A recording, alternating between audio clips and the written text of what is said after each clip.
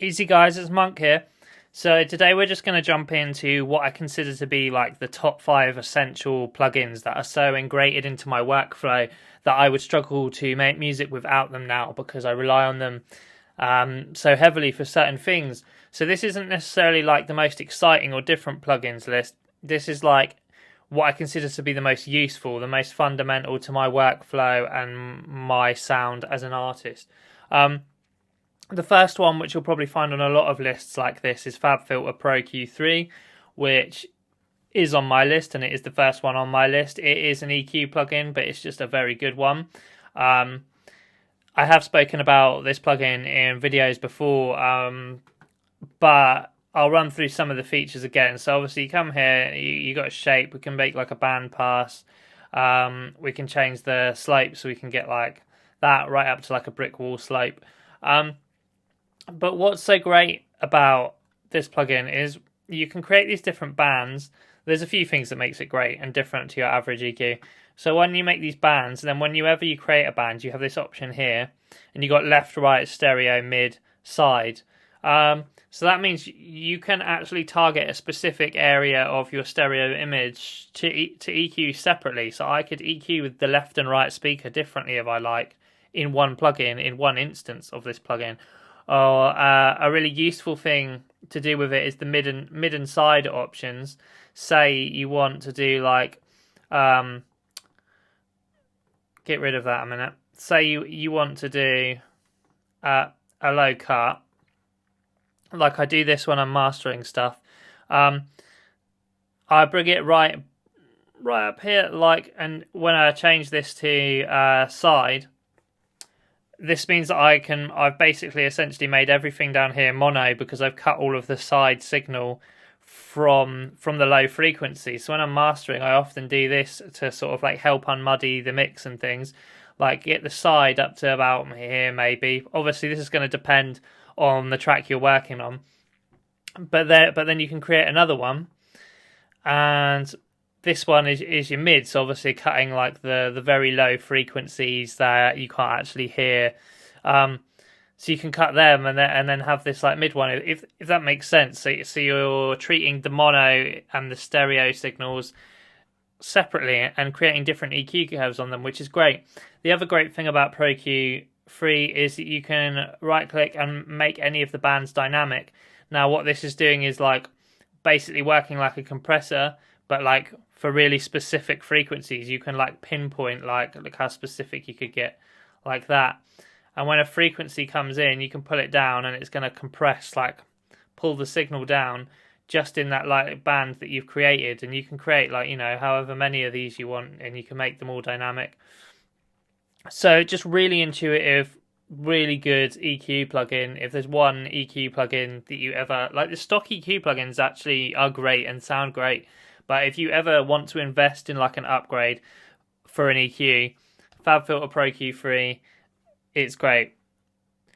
The next on my list, which also has an EQ in, is the Virtual Mix Rack from Slate Digital. Now, I use this mostly for EQ boosts, whereas I'd use FabFilter Pro-Q for all of my cutting and subtractive.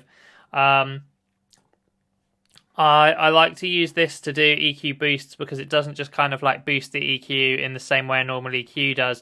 This FGN one here in it. I do little boosts on the bands here, and I'll also use, where is the compressor? I like to use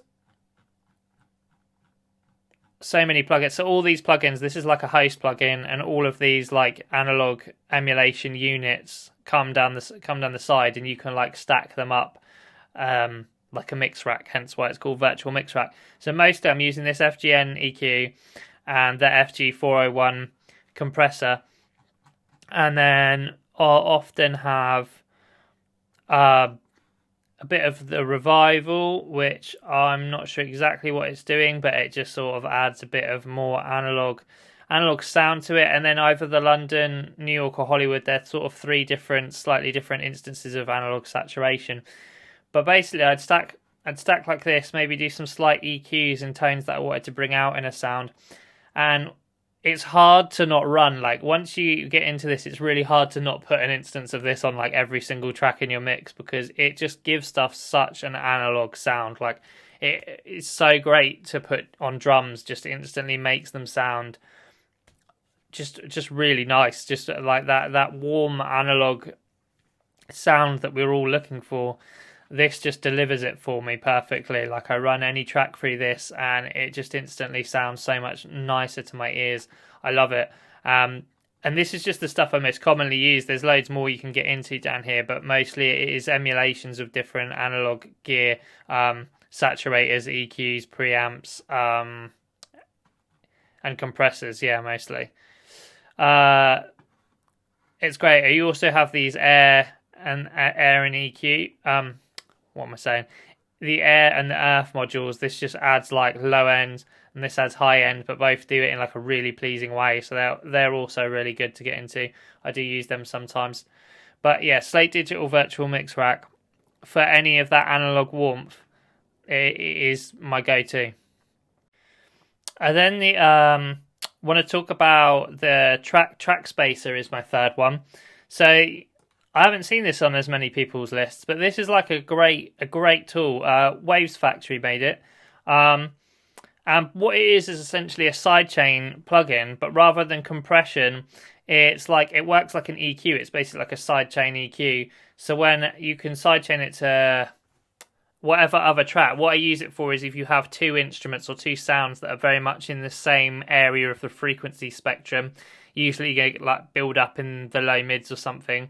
What you can do is sidechain like one of those elements, whichever you want to be like the slightly less prominent one, to whatever you want to be the one that you're trying to get forward in the mix more.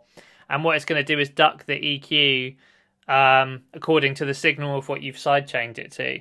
So that's really useful, because like that, I put this on every project whenever I have things that are sort of clashing in the same frequency, and it just instantly like helps me to create space and clean up my mix a bit, as well as like I'll usually do a little bit of panning when I have situations like that as well, like pan one slightly left and one slightly right. Also add an instance of this Trackspacer, and obviously also do a bit of EQ carving as well, and then things combined can really help to just like make two elements that should be clashing have their own space in the mix.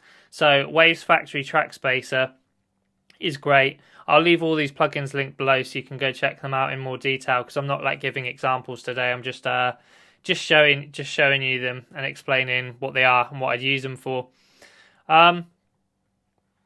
So then that takes me on to number 4 in the list, and the last two are like, so far these first three have been quite what I'd call like clinical or the technical. They're more like corrective plugins. They're more for like the techie stuff.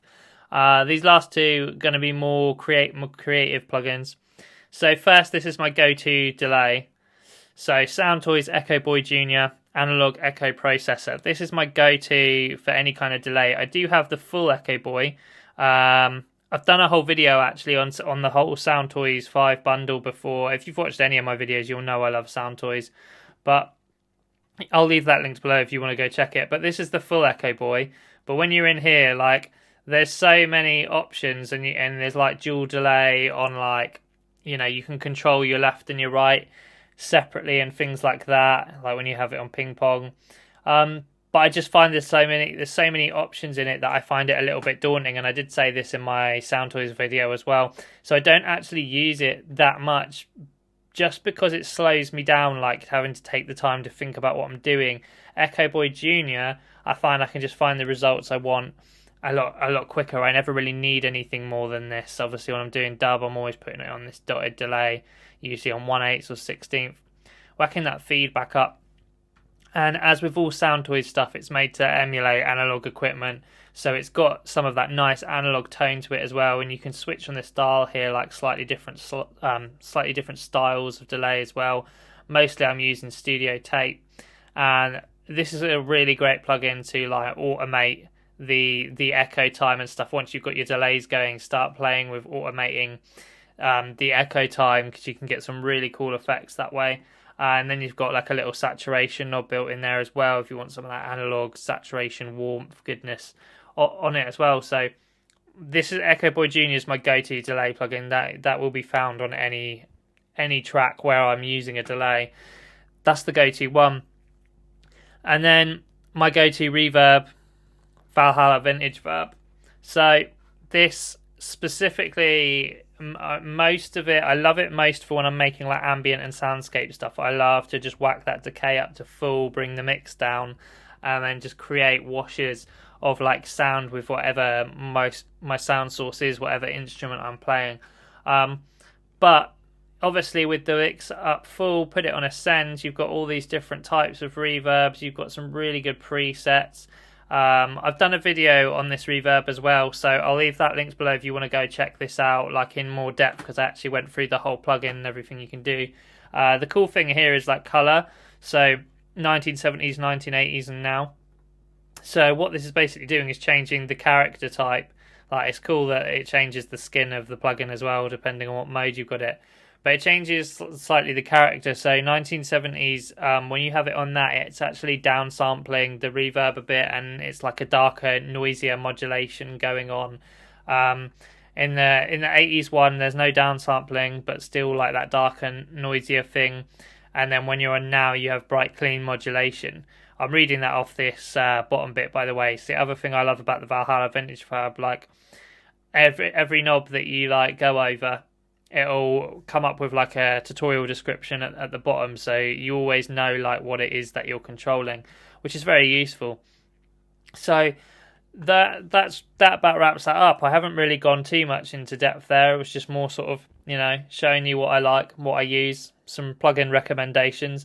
But they are my 5, what I think, after sort of analysing my situation, they're the 5 plugins I use the most on every track. They're the ones that I would have to keep if I was forced to get rid of everything but 5. Those are the 5 that I think I would have to keep. That's a really horrible thought, actually. I wouldn't want to have to get rid of all these plugins, but I hope, yeah. So I hope that's useful or interesting, maybe a better word. If there's any plugins that you think should have made this list but haven't made this list, or you want to tell me your top 5, please leave them in the comments below. Super interesting. Always on the hunt for new plugins as well that people recommend. If there's any you disagree with, also please let me know. But if you enjoyed the video, then drop a like and subscribe, because that really helps the algorithms, and I really appreciate that and appreciate the support on these videos. And otherwise, I'll see you guys in the next one. Big up.